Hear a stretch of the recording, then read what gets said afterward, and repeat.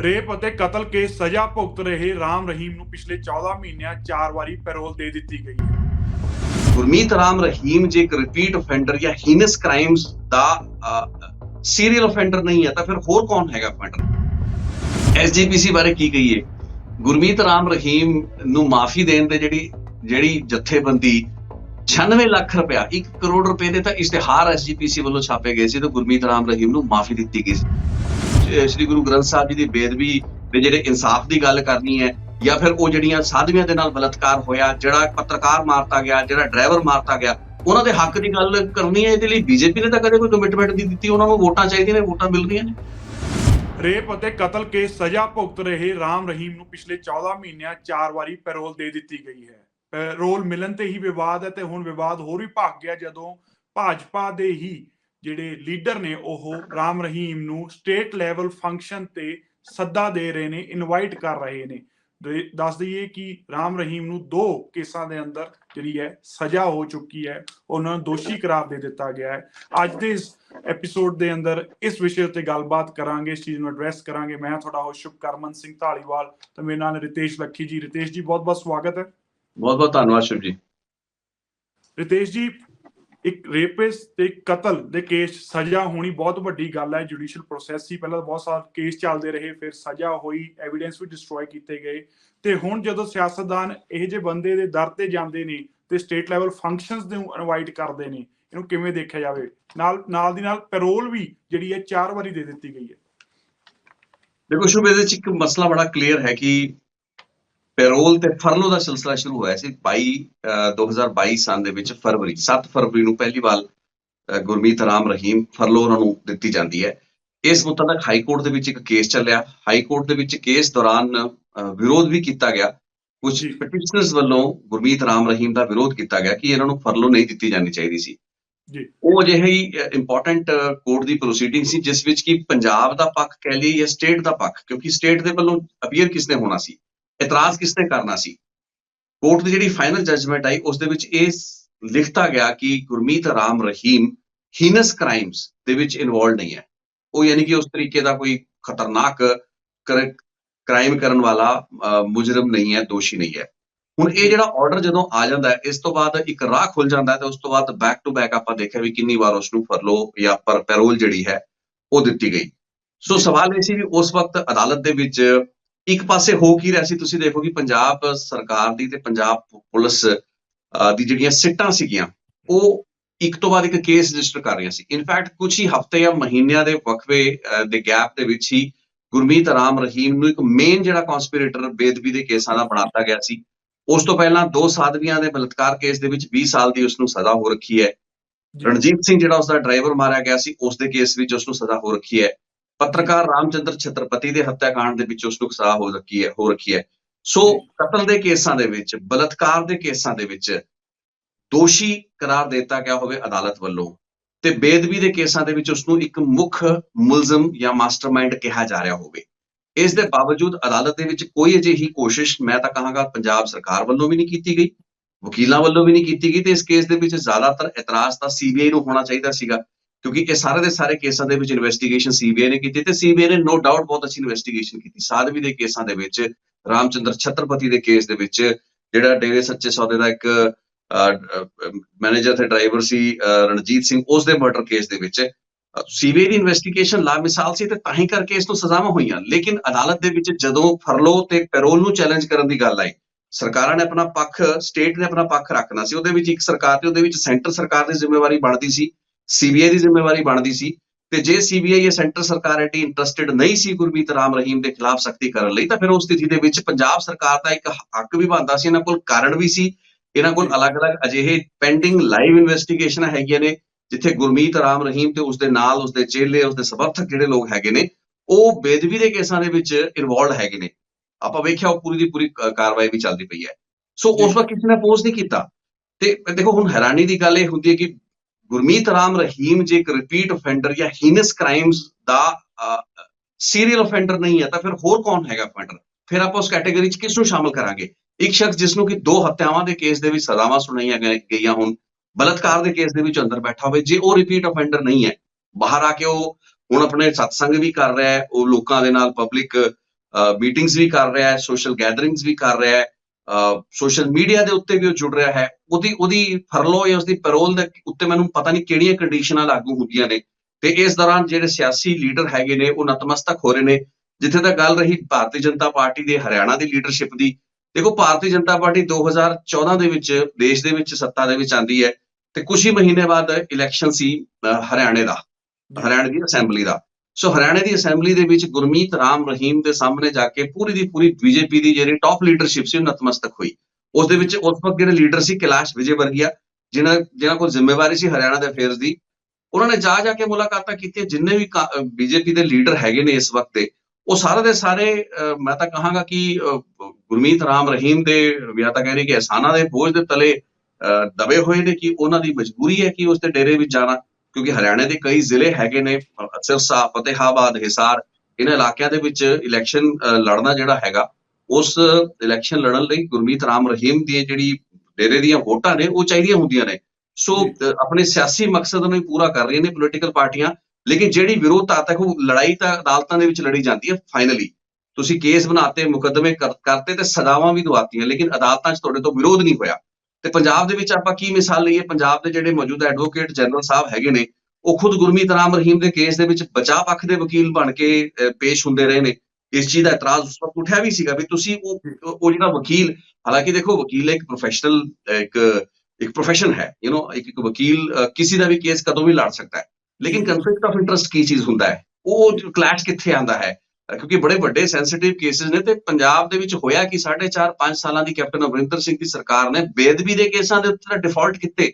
ਅਦਾਲਤਾਂ ਦੇ ਵਿੱਚ ਇਹਨਾਂ ਦੇ ਵਕੀਲ ਨਹੀਂ ਢੰਗ ਨਾਲ ਪੇਸ਼ ਹੋ ਪਾਏ, ਕੇਸਾਂ ਦੀ ਪੈਰਵੀ ਨਹੀਂ ਕਰ ਪਾਏ, ਇਹਨਾਂ ਦੀਆਂ ਸਿੱਟਾਂ ਤੁੜਵਾਤੀਆਂ, ਰਣਬੀਰ ਖੱਟੜੇ ਦੀ ਸਿੱਟ ਤੁੜਵਾਤੀ, ਕੁੰਵਰ ਵਿਜੇ ਪ੍ਰਤਾਪ ਦੀ ਰਿਟ ਤੁੜਵਾਤੀ। ਜਿਹੜੇ ਮੁਲਜ਼ਮ ਸੀਗੇ ਇਹਨਾਂ ਨੂੰ ਤਾਂ ਸੀਬੀਆਈ ਤੋਂ ਕੇਸ ਲੈਣ ਲਈ ਆਪਣੇ ਹੱਥ ਵਿੱਚ 2-2 ਸਾਲ ਅਦਾਲਤਾਂ 'ਚ ਲੜਾਈਆਂ ਲੜਦੀਆਂ ਪਈਆਂ। ਸੋ ਢਿੱਲੀ ਪੈਰਵੀ ਕਰਕੇ ਜਿਹੜੀਆਂ ਸਰਕਾਰਾਂ ਇੱਕ ਤੋਂ ਬਾਅਦ ਇੱਕ ਡਿਫਾਲਟ ਕਰਦੀਆਂ ਜਾ ਰਹੀਆਂ, ਮੈਂ ਸਾਰੀ ਪਾਰਟੀਆਂ ਦੀ ਗੱਲ ਕਰ ਰਿਹਾ ਤੇ ਖਾਸ ਕਰਕੇ ਕਾਂਗਰਸ ਦੀ ਗੱਲ ਹੋ ਰਹੀ ਹੈ। ਇਸ ਵਕਤ ਆਮ ਆਦਮੀ ਪਾਰਟੀ ਸਰਕਾਰ ਵੀ ਕੋਈ ਜ਼ਿਆਦਾ ਸੀਰੀਅਸ ਨਜ਼ਰ ਨਹੀਂ ਆਈ ਕਿ ਗੁਰਮੀਤ ਰਾਮ ਰਹੀਮ ਨੂੰ ਓਵਰ ਆਲ ਥੀਸ ਮੰਥਸ, ਜਦੋਂ ਕਿ ਉਹਨਾਂ ਨੂੰ ਪਤਾ ਕਿ ਉਹਨਾਂ ਦੇ ਕੋਲ ਇੱਕ ਬੇਅਦਬੀ ਦਾ ਬੜਾ ਸੀਰੀਅਸ ਸੈਂਸਿਟਿਵ ਕੇਸ ਹੈ, ਫਿਰ ਕਿਉਂ ਉਸ ਦੀ ਪੈਰੋਲ ਨੂੰ ਤੇ ਫਰਲੋ ਨੂੰ ਚੁਣੌਤੀ ਨਹੀਂ ਦਿੱਤੀ ਜਾਂਦੀ। ਇੱਕ ਪ੍ਰਾਈਵੇਟ ਬੰਦੇ ਨੇ ਖੜੇ ਹੋ ਕੇ, ਇੱਕ ਨਿੱਜੀ ਬੰਦੇ ਨੇ ਪੈਟੀਸ਼ਨਰ ਬਣ ਕੇ ਉਹਦੀ ਫਰਲੋ ਦੀ ਵਿਰੋਧਤਾ ਕੀਤੀ, ਜਿਸ ਨੂੰ ਹਾਈ ਕੋਰਟ ਨੇ ਓਵਰਰੂਲ ਕੀਤਾ, ਤੇ ਉਸ ਤੋਂ ਬਾਅਦ ਮੈਨੂੰ ਨਹੀਂ ਲੱਗਦਾ ਸਟੇਟ ਨੇ ਅੱਜ ਤੱਕ ਕਦੇ ਅਪੋਜ਼ ਕੀਤਾ ਉਸ ਦੀ ਪੈਰੋਲ ਜਾਂ ਫਰਲੋ। ਜੀ ਮੇਰਾ ਅਗਲਾ ਸਵਾਲ ਇਹੀ ਹੈ ਵੀ ਜਦੋਂ ਇੰਨਾ ਵੱਡਾ ਇਸ਼ੂ ਹੈਗਾ ਪੰਜਾਬ ਦੇ ਅੰਦਰ, ਪੰਜਾਬ ਦੀ ਰਾਜ ਸਿਆਸਤ ਦੇ ਅੰਦਰ ਰਾਮ ਰਹੀਮ ਦਾ, ਤੇ ਹੁਣੀ ਹਾਲ ਹੀ ਵਿੱਚ ਜਿਹੜਾ ਭਾਜਪਾ ਨੇ SYL ਤੇ ਆਪਣਾ ਸਟੈਂਡ ਸਪਸ਼ਟ ਕੀਤਾ ਇਸ ਚੀਜ਼ ਦੇ ਉੱਤੇ, ਰਾਮ ਰਹੀਮ ਦੇ ਉੱਤੇ, ਨਾ ਹੀ ਆਮ ਆਦਮੀ ਪਾਰਟੀ ਨਾ ਹੀ ਭਾਜਪਾ ਨੇ ਕੋਈ ਚੀਜ਼ ਸਪਸ਼ਟ ਕੀਤੀ ਹੈ। ਜੇ ਉਹਨਾਂ ਦੇ ਪੰਜਾਬ ਯੂਨਿਟਾਂ ਦੀ ਗੱਲ ਕਰ ਲਓ, ਕਿ ਆਮ ਆਦਮੀ ਪਾਰਟੀ ਜਿਹੜੀ ਮੌਜੂਦਾ ਸਰਕਾਰ 'ਚ ਹੈ, ਕਿ ਉਹ ਵੀ ਹਰਿਆਣਾ ਦੇ ਇਲੈਕਸ਼ਨ ਦੇ ਕੇ ਚੁੱਪ ਕਰ ਗਏ ਇਸ ਇਸ਼ੂ ਤੇ? ਕੋਈ ਵੀ ਪੰਜਾਬ ਦਾ ਉਹਨਾਂ ਦਾ ਲੀਡਰ ਇਸ ਗੱਲ ਦੇ ਉੱਤੇ ਹਜੇ ਤੱਕ ਕਿਸੇ ਨੇ ਬਿਆਨ ਨਹੀਂ ਦਿੱਤੇ ਵੀ ਪੈਰੋਲ ਕਿਉਂ ਦਿੱਤੀ ਗਈ ਹੈ? ਦੇਖੋ ਮੈਂ ਤਾਂ ਇਹ ਕਹਿਣਾ ਕਿ ਤੁਸੀਂ ਬੀਜੇਪੀ ਨੂੰ ਤਾਂ ਆਪਾਂ ਸਵਾਲ ਪੁੱਛੀ, ਲੇਕਿਨ ਆਮ ਆਦਮੀ ਪਾਰਟੀ ਇਸ ਵਾਰ ਸਪਸ਼ਟ ਹੈ ਕਿ ਉਹ ਇਹਨਾਂ ਕੇਸਾਂ ਦੇ ਉੱਤੇ ਕੀ ਵਿਊ ਰੱਖਦੀ ਹੈ, ਕਿਉਂਕਿ ਪਾਰਟੀ ਦਾ ਮੁੱਦਾ ਨਹੀਂ ਹੈ ਸਰਕਾਰ ਕਿਹੜੀ ਪਾਰਟੀ ਦੀ ਹੈ। ਜੇ ਪਿਛਲੇ 5 ਸਾਲ ਕਾਂਗਰਸ ਦੀ ਸਰਕਾਰ ਸੀ, ਉਹਨਾਂ ਦੇ ਹੀ ਇਹ ਕਮਿਟਮੈਂਟ ਸੀ ਕਿ ਬੇਅਦਬੀ ਦੇ ਕੇਸਾਂ ਦੇ ਵਿੱਚ ਇਨਵੈਸਟੀਗੇਸ਼ਨ ਜਿਸ ਦੀ ਪੂਰੀ ਡਾਇਰੈਕਸ਼ਨ ਸੀ, ਉਹ ਗੁਰਮੀਤ ਰਾਮ ਰਹੀਮ ਉਸਦੇ ਡੇਰੇ ਦੇ ਨਾਲ ਜਾ ਕੇ ਜੁੜਦੀ ਹੈ। ਖੁਦ ਉਸ ਤੋਂ ਬਾਅਦ ਸਿੱਟਾਂ ਬਣਦੀਆਂ ਨੇ, ਇੱਕ ਤੋਂ ਬਾਅਦ ਇੱਕ ਬੈਕ ਟੂ ਬੈਕ ਸਿੱਟਾਂ ਬਣੀਆਂ, ਸਿੱਟਾਂ ਭੰਗ ਵੀ ਹੋ ਗਈਆਂ। ਹੁਣ ਤਾਂ ਹਾਈ ਕੋਰਟ ਦੀ ਪੂਰੀ ਸੁਪਰਵਿਜ਼ਨ ਦੇ ਵਿੱਚ ਸਿੱਟਾਂ ਕੰਮ ਕਰ ਰਹੀਆਂ ਨੇ। ਉਹਨਾਂ ਨੇ ਹੀ ਸਿੱਟਾਂ ਨੇ ਆਪਣੀਆਂ ਜਿਹੜੀਆਂ ਰਿਪੋਰਟਾਂ ਦਿੱਤੀਆਂ, ਫਾਈਨਲ ਰਿਪੋਰਟਾਂ ਜਾਂ ਚਾਰ ਸ਼ੀਟਾਂ ਜੋ ਵੀ ਦਿੱਤੀਆਂ, ਉਹਨਾਂ ਦੇ ਵਿੱਚ ਗੁਰਮੀਤ ਰਾਮ ਰਹੀਮ ਨਿਕਲ ਕੇ ਆ ਰਿਹਾ ਇੱਕ ਮੇਨ ਮੁਲਜ਼ਮ। ਉਹਦੇ ਜਿਹੜੇ ਨੈਕਸਟ ਇਨ ਲਾਈਨ 3 ਜਾਂ 4 ਬੰਦੇ ਸੀ, ਜਿਸ ਵਿੱਚ ਉਹ ਜਿਹੜੇ ਬੰਦੇ ਸੀ, ਰਕੇਸ਼ ਦੜਬਾ ਸੀ, ਇੱਕ ਉਸਦੇ ਨਾਲ ਹੋਰ 3-4 ਲੋਕ ਸੀਗੇ, ਮੈਂ ਉਹਨਾਂ ਦੇ ਨਾਂ ਵੀ ਦੱਸ ਦਾਂਗਾ। ਸੋ ਉਹ ਜਿਹੜੇ 3-4 ਲੋਕ ਨੇ ਉਹ ਅੱਜ ਤੱਕ ਲੱਭੇ ਨਹੀਂ, ਕਿੱਥੇ ਗਏ ਨੇ? ਉਹਨੂੰ ਜ਼ਮੀਨ ਖਾ ਗਈ, ਅਸਮਾਨ ਉਹਨੂੰ ਕਹਿੰਦੇ ਉਗਲ ਗਿਆ, ਉਹ ਪਤਾ ਹੀ ਨਹੀਂ ਲੱਗਾ ਵੀ ਉਹ ਬੰਦੇ ਗਏ ਕਿੱਥੇ। ਸੋ ਮੁੱਦਾ ਹੁਣ ਇਹ ਖੜਾ ਹੈ ਕਿ ਡੇਰਾ ਸੱਚਾ ਸੌਦਾ ਤੇ ਉਸਦੇ ਲੀਡਰ, ਉਸਦੇ ਜਿਹੜੇ ਮੁੱਢਲੇ ਲੈਵਲ ਦੇ ਪੈਰੋਕਾਰ, ਕੁਝ ਜਿਹੜੇ ਗੁਰਮੀਤ ਰਾਮ ਰਹੀਮ ਦੇ ਸੱਜੇ ਖੱਬੇ, ਰਕੇਸ਼ ਦੜਬਾ ਦਾ PA ਦੱਸਿਆ ਜਾਂਦਾ ਹੈ, ਉਸ ਤੋਂ ਬਾਅਦ ਇੱਕ ਹਰਸ਼ ਧੂਰੀ ਹੈ, ਬਰੇਟਾ ਹੈ, ਇਹ 3-4 ਲੋਕ ਸੀਗੇ, ਉਹ ਅੱਜ ਤੱਕ ਲੱਭੇ ਨਹੀਂ। ਉਸ ਤੋਂ ਬਾਅਦ ਮੇਨ ਇੱਕ ਕਲਪਰੇਟਿਵ ਮੁਲਜ਼ਮ ਦੱਸੇ ਜਾਂਦੇ ਨੇ, ਜਿਨ੍ਹਾਂ ਨੇ ਮਹਿੰਦਰਪਾਲ ਸਿੰਘ ਬਿੱਟੂ ਦੇ ਨਾਲ ਕੜੀ ਜੋੜਦੀ ਸੀ ਬੇਅਦਬੀ ਦੀ, ਉਹ ਜਿਹੜੀ ਘਟਨਾਵਾਂ ਜਿਹੜੀਆਂ ਕਿ ਗੁਰਜਵਾਰ ਸਿੰਘ ਵਾਲਾ ਤੇ ਬਰਗਾੜੀ ਦੇ ਵਿੱਚ ਹੋਈਆਂ। ਸੋ ਹੁਣ ਇਹ ਆ ਚੁੱਕੀ ਹੈ ਕਿ ਆਪਾਂ ਨੂੰ ਸਮਝਣ ਦੀ ਲੋੜ ਹੈਗੀ ਕਿ ਇਸ ਕੇਸ ਦੇ ਵਿੱਚ ਮੌਜੂਦਾ ਸਰਕਾਰਾਂ ਤੇ ਸਰਕਾਰੀ ਪੱਖ ਜਿਹੜਾ ਕਰਦਾ ਕੀ ਪਿਆ। ਉਹ ਕੁਝ ਕਰਨ ਲਈ ਸੁਹਿਰਦ ਹੈਗੇ ਨੇ, ਕੋਈ ਕੰਮ ਕਰਨਾ ਚਾਹੁੰਦੇ ਨੇ, ਕਿ ਸਿਰਫ ਇੱਕ ਨੂਰਾ ਕੁਸ਼ਤੀ ਸਿਆਸੀ ਬਿਆਨਬਾਜ਼ੀਆਂ ਨਾਲ ਗੱਲ ਨਹੀਂ ਬਣਨੀ। ਤੇ ਪਹਿਲਾਂ ਵੀ ਇਹੀ ਹੋਇਆ, ਵਿਧਾਨ ਸਭਾਵਾਂ ਦੇ ਵਿੱਚ 8-8 ਘੰਟੇ ਇਹਨਾਂ ਨੇ ਖੜੇ ਹੋ ਕੇ ਨੂਰਾ ਕੁਸ਼ਤੀ ਜੋ ਕਾਂਗਰਸ ਦੀ ਸਰਕਾਰ ਨੇ ਕੀਤੀ ਕੈਪਟਨ ਅਮਰਿੰਦਰ ਸਿੰਘ ਤੇ ਉਹਦਾ ਐਡਵੋਕੇਟ ਜਨਰਲ ਅਦਾਲਤਾਂ ਦੇ ਵਿੱਚ ਕੀ ਕਰਦਾ ਰਿਹਾ ਉਹ ਤਾਂ ਜ਼ਿਕਰ ਉਹਦਾ ਕਈ ਵਾਰ ਹੋ ਚੁੱਕਾ ਹੈ। ਸੋ ਉਹਨਾਂ ਨੇ ਬੜੇ ਵੱਡੇ ਡਿਫਾਲਟਸ ਕੀਤੇ ਤੇ ਮੌਜੂਦਾ ਸਰਕਾਰ ਵੀ ਜੇ ਆਈ, ਹਾਲਾਂਕਿ 7 ਫਰਵਰੀ ਜਾਂ ਫਰਵਰੀ ਦੇ ਵਿੱਚ ਜਦੋਂ ਪੈਰੋਲ ਵਗੈਰਾ ਫਰਲੋ ਦਿੱਤੀ ਜਾਂਦੀ ਹੈ ਗੁਰਮੀਤ ਰਾਮ ਰਹੀਮ ਨੂੰ, ਉਸ ਵਕਤ ਸਰਕਾਰ ਨਹੀਂ ਸੀ ਬਣੀ। ਲੇਕਿਨ ਆਪਾਂ ਪਿਛਲਾ 1 ਸਾਲ ਹੁਣ ਪੂਰਾ ਹੋਣ ਵਾਲਾ ਹੈਗਾ, 1 ਸਾਲ ਦੇ ਵਿੱਚ ਵੇਖਿਆ ਹੀ ਹੈ ਵੀ ਸਰਕਾਰ ਕਿੰਨੀ ਕੁ ਕਮਿਟਡ ਹੈ, ਮੌਜੂਦਾ ਸਰਕਾਰ ਹੈ। ਬੀਜੇਪੀ ਦੀ ਗੱਲ ਕਰੀਏ, BJP out and out Gurmeet Ram Rahim the political ਪੈਟਰਨੇਜ ਦੇ ਉੱਤੇ ਆਧਾਰਿਤ ਆਪਣੀ ਕਾਰਡਸ ਨੂੰ ਖੇਡ ਰਹੀ ਹੈ ਤੇ ਉਹਨਾਂ ਨੇ ਹਰਿਆਣਾ ਦੇ ਵਿੱਚ ਇਸ ਦਾ ਬੜਾ ਵੱਡਾ ਲਾਹਾ ਲਿਆ ਹੈ। ਬੈਕ ਟੂ ਬੈਕ 2 ਚੋਣਾਂ ਦੇ ਵਿੱਚ 2014 ਤੇ 2019 ਦੇ ਵਿੱਚ ਬੀਜੇਪੀ ਰਿਪੀਟ ਕੀਤੀ ਹੈ। ਉਹ ਪਾਰਟੀ ਜੋ ਕਿ ਹਰਿਆਣਾ ਦੇ ਵਿੱਚ ਉਸਦਾ ਵਜੂਦ ਨਹੀਂ ਸੀ, 3 ਐਮਐਲਏ ਹੋਇਆ ਕਰਦੇ ਸੀ, ਓਮ ਪ੍ਰਕਾਸ਼ ਚੌਟਾਲੇ ਦੇ ਪਿਛਲੱਗੂ ਪਾਰਟੀ ਹੋਇਆ ਕਰਦੀ ਸੀ ਭਾਰਤੀ ਜਨਤਾ ਪਾਰਟੀ, ਤੇ ਅੱਜ 2 ਵਾਰ ਸਰਕਾਰਾਂ ਬਣਾ ਜਾਂਦੀ ਹੈ। ਜਾਤੀ ਬੇਸ ਜਿਹੜੇ ਸਮੀਕਰਨਾਂ ਦੇ ਉੱਤੇ ਖੇਡੀ, ਉਸ ਤੋਂ ਬਾਅਦ ਇਸ ਏਰੀਏ ਦੇ ਵਿੱਚ ਗੁਰਮੀਤ ਰਾਮ ਰਹੀਮ ਦਾ ਵੀ ਇਹਨਾਂ ਦੇ ਉੱਤੇ ਪੂਰਾ ਦਾ ਪੂਰਾ ਆਸ਼ੀਰਵਾਦ ਰਿਹਾ ਤੇ ਉਸ ਤੋਂ ਬਾਅਦ ਫਿਰ ਹੁਣ ਉਹ ਜਿਹੜੇ ਵਾਰੀ ਵੱਟਾ ਜਿਹਨੂੰ ਕਹਿੰਦੇ ਆ ਉਹ ਹੋ ਹੀ ਰਿਹਾ ਹੈਗਾ, ਕੁਝ ਨਾ ਕੁਝ ਕੁਇਡ ਪ੍ਰੋ ਕੋ ਹੋਏਗਾ ਹੀ। ਤਾਂ ਹੀ ਕਰਕੇ ਗੁਰਮੀਤ ਰਾਮ ਰਹੀਮ ਨੂੰ ਜੇਲ੍ਹਾਂ ਤੋਂ ਪੈਰੋਲਾਂ ਦੇ ਬਾਹਰ ਵੀ ਲਿਆਇਆ ਜਾਂਦਾ ਹੈ ਤੇ ਉਸ ਕੇਸ ਦੇ ਵਿੱਚ ਜਿਹਦਾ ਸਭ ਤੋਂ ਵੱਡੀ ਗੱਲ ਜਿਹੜੀ ਹੋਈ, ਉਸ ਨੂੰ ਹੀਨਸ ਜਿਹੜਾ ਕ੍ਰਿਮੀਨਲ ਸੀ ਉਹ ਨਹੀਂ ਐਲਾਨਿਆ ਗਿਆ, ਉਹ ਜਿਹੜਾ ਟੈਗ ਸੀ ਉਸ ਉੱਤੇ ਲਾਤਾ ਗਿਆ ਤੇ ਹਾਈ ਕੋਰਟ ਨੇ ਲਿਆ ਉਸ ਨੂੰ ਸੁਪਰੀਮ ਕੋਰਟ ਵਿੱਚ ਚੁਣੌਤੀ ਦੇਣੀ ਚਾਹੀਦੀ ਸੀ। ਪੰਜਾਬ ਸਰਕਾਰ ਚੁਣੌਤੀ ਦਿੰਦੀ, ਉਹ ਕਿਹਨੇ ਦੇਣੀ ਸੀ? ਕੌਣ ਸਮਝਾਏਗਾ ਭਗਵੰਤ ਮਾਨ ਨੂੰ ਵੀ ਆਹ ਵੀ ਕੰਮ ਕਰਨ ਵਾਲੇ ਹੈਗੇ ਨੇ। ਤੇ ਸਭ ਤੋਂ ਵੱਡੀ ਗੱਲ ਹੈ ਕਮਿਟਮੈਂਟ। ਦੇਖੋ ਮਾਲਵੇ ਦੇ ਵਿੱਚ ਇੱਕ ਹੁੰਜਾ ਫੇਰ ਹਨੇਰੀ ਆਈ ਹੈ ਆਮ ਆਦਮੀ ਪਾਰਟੀ ਦੀ, ਇਹ ਆਪਾਂ ਸਮਝ ਕੇ ਚੱਲੀਏ ਕਿ ਮਾਲਵੇ ਦੇ ਵਿੱਚ ਕਿੰਨੀਆਂ ਸੀਟਾਂ ਉੱਤੇ ਗੁਰਮੀਤ ਰਾਮ ਰਹੀਮ ਜਾਂ ਡੇਰੇ ਸੱਚੇ ਸੌਦੇ ਦੇ ਵੋਟਾਂ ਦਾ ਜ਼ੋਰ ਮੰਨਿਆ ਜਾਂਦਾ ਰਿਹਾ। ਸੋ ਜੇ ਤੁਸੀਂ ਪੂਰੀ ਕੈਲਕੂਲੇਸ਼ਨ ਨੂੰ ਐਗਜ਼ਾਮਿਨ ਕਰੋ ਤਾਂ ਕੀ ਸਾਡੇ ਕੋਲ ਇਸ ਸ਼ੱਕ ਨੂੰ ਜਾਂ ਇਸ ਸਵਾਲ ਨੂੰ ਖੜੇ ਹੋਣ ਦੇ ਕਾਰਨ ਨਹੀਂ ਹੋਣੇ ਚਾਹੀਦੇ ਕਿ ਗੁਰਮੀਤ ਰਾਮ ਰਹੀਮ ਤੇ ਡੇਰੇ ਸੱਚੇ ਸੌਦੇ ਦੀ ਵੋਟ ਕਿਹੜੇ ਪਾਸੇ ਭੁਗਤੀ? ਕੁਐਸਚਨ ਹੈ, ਇੱਕ ਲੌਜੀਕਲ ਕੁਐਸਚਨ ਹੈ। ਮੈਂ ਨਹੀਂ ਕਹਿ ਰਿਹਾ ਵੀ ਉਹਨੇ ਆਮ ਆਦਮੀ ਪਾਰਟੀ ਨੂੰ ਸਪੋਰਟ ਕੀਤੀ ਹੈ ਕਿਸੇ, ਮੈਂ ਤਾਂ ਇਹ ਕਹਿ ਰਿਹਾ ਵੀ ਉਹਦੀ ਵੋਟ ਗਈ ਕਿੱਥੇ। ਇਹ ਕਿਹਾ ਜਾਂਦਾ ਸੀ ਡੇਰੇ ਦੀ ਬੜੀ ਵੋਟ ਹੈ, ਅਸੀਂ ਵੀ ਐਨਾਲਾਈਸਿਸ ਕੀਤਾ ਵੀ ਡੇਰੇ ਦੀ ਜੇ ਵੋਟ ਹੈ ਤਾਂ ਫਿਰ ਡੇਰੇ ਦੀ ਵੋਟ ਦਾ ਅਸਰ ਤਾਂ ਕਿਤੇ ਪਿਆ ਨਹੀਂ, ਤਾਂ ਬੀਜੇਪੀ ਦੇ ਨਾਲ ਖੜਾ ਸੀ, ਬੀਜੇਪੀ ਨੂੰ ਜਾਂ ਕੋਈ ਜ਼ਿਆਦਾ ਫਾਇਦਾ ਨਹੀਂ ਹੋਇਆ। ਫਾਇਦਾ ਕਿਹੜੀ ਪਾਰਟੀ ਨੂੰ ਹੋਇਆ? ਤੇ ਉਸ ਸਰਕਾਰ ਦੇ ਬਣਨ ਤੋਂ ਬਾਅਦ ਗੁਰਮੀਤ ਰਾਮ ਰਹੀਮ ਜਾਂ ਡੇਰੇ ਦੇ ਜਿਹੜੇ ਸਮਰਥਕ ਨੇ ਉਹਨਾਂ ਦੇ ਖਿਲਾਫ ਕਿੰਨੀ ਹੋਰ ਸਖਤੀ ਹੋ ਗਈ ਜਿਹੜੀ ਕਿ ਕੈਪਟਨ ਅਮਰਿੰਦਰ ਸਿੰਘ ਦੇ ਸਮੇਂ ਦੇ ਵਿੱਚ ਨਹੀਂ ਹੋ ਪਾਈ। ਸੋ ਇਹ ਕੁਝ ਕ੍ਰਿਟੀਕਲ ਕੁਐਸਚਨ ਨੇ ਜਿਨ੍ਹਾਂ ਦੇ ਜਵਾਬ ਮਿਲਣ ਤਾਂ ਬਿਹਤਰ ਹੋਏਗਾ ਜੀ।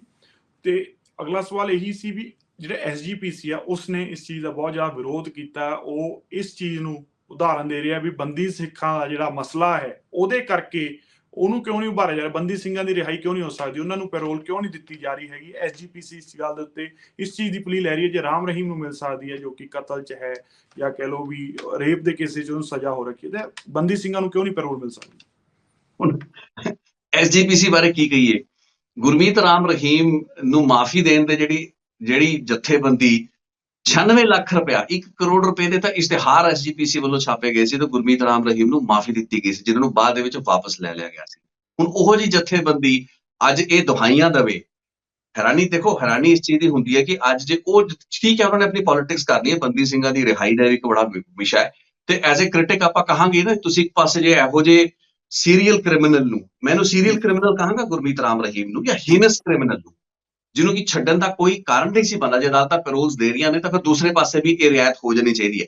ਲੇਕਿਨ ਇਹ ਗੱਲਾਂ ਬਾਤਾਂ ਸਿਰਫ ਗੱਲਾਂ ਬਾਤਾਂ ਵਿੱਚ ਕਿਉਂ ਹੈਗੀਆਂ? ਤੇ ਹੋਰ ਤਾਂ ਕੋਈ ਬੋਲਣ, ਲੇਕਿਨ ਇਹ ਜਿਹੜੀਆਂ ਜਥੇਬੰਦੀਆਂ ਬੋਲਦੀਆਂ ਨੇ ਉਹ ਆਪਣਾ ਸਮੇਂ ਭੁੱਲ ਜਾਂਦੀਆਂ ਨੇ ਜਦੋਂ ਉਹੀ ਇਸ ਗੁਰਮੀਤ ਰਾਮ ਰਹੀਮ ਨੂੰ ਚਿੱਟ ਦੇ ਰਹੇ ਸਨ। ਜਿਹੜੀ ਪਾਰਟੀ ਨੂੰ ਸਿਆਸੀ ਸਰਪ੍ਰਸਤੀ ਐਸਜੀਪੀਸੀ ਦਿੰਦੀ ਰਹੀ ਹੈ ਉਹੀ ਪਾਰਟੀ ਕਿਸੇ ਸਮੇਂ ਗੁਰਮੀਤ ਰਾਮ ਰਹੀਮ ਦੇ ਵੋਟਾਂ ਉੱਤੇ ਨਿਰਭਰ ਸੀ ਤੇ 25 ਸਾਲ ਤੱਕ ਪੰਜਾਬ ਦੇ ਵਿੱਚ ਅਕਾਲੀ ਦਲ ਦਾ ਰਾਜ ਰੱਖਣ ਦਾ ਦਾਅਵਾ ਕਰਿਆ ਕਰਦੀ ਸੀ।